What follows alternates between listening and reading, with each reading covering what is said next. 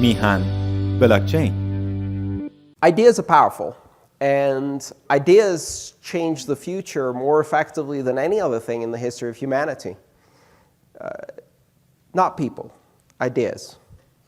And the good news is that Bitcoin isn't people, it's ideas. There's a lot of people behind it, but fundamentally it's an idea. And in one really beautiful way, it's an idea that has been distilled into some mathematical formulas and put together as software so that idea now runs on the internet. And it doesn't run in one place on the internet. It's an idea that has been set free and runs everywhere.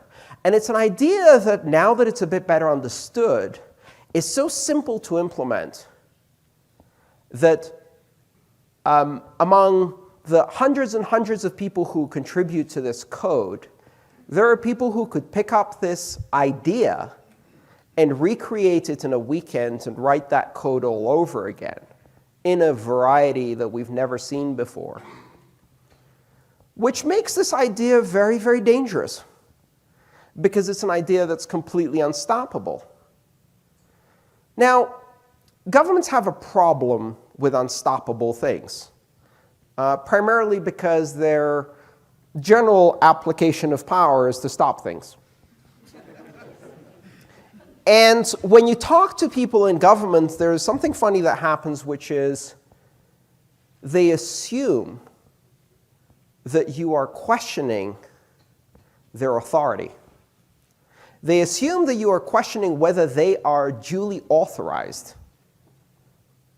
that they have the moral authority to stop cryptocurrencies, to stop blockchains, to stop Bitcoin. I'm not questioning their authority. That's a political question which isn't very interesting to me. I'm questioning their ability. It's a whole other question. They can have all of the authority in the world, zero ability to act on that authority. How are governments going to react?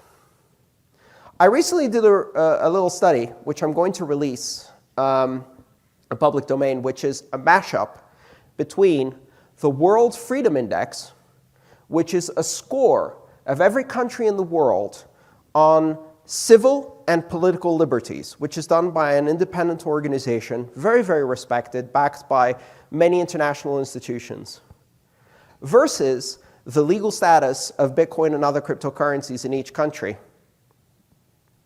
If you lay those two maps over each other, it's a perfect match. Free countries, free Bitcoin.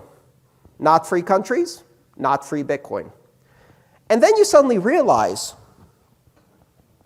Bitcoin isn't being tested by governments. Governments are being tested by Bitcoin. It forces them to reveal their true colors. Countries that do not respect the individual freedoms of their own citizens are against cryptocurrencies. Countries that do respect the individual freedoms of their citizens support, or at least allow, or they think they allow, cryptocurrencies to continue. And so what's really interesting is that when you have an idea that is powerful and freeing, that idea is like a mirror you put up to your government, and you see what's reflected back. What system of government do you have? Well, here's a litmus test. How do they feel about this? Because it's an idea that's powerful and gives people freedom. This is the state today. Free countries allow the use of these technologies. It's not going to be the state forever. And the reason is that this is an idea that's very powerful and very freeing. And so even governments that appear to be free will be challenged by this test. And eventually they will fail it. They will fail it now when things are hunky-dory. They'll fail it when they need to because their own currency is suffering. So when you see crises, there's a need for a scapegoat, right? And that scapegoat has to be something convenient. I expect that governments will not react well to this phenomenon. We've seen how the government of Turkey, the government of India, the government of Venezuela have acted. They call people who use Bitcoin terrorists. Are there any terrorists in this room? I don't think so. میهن بلاکچین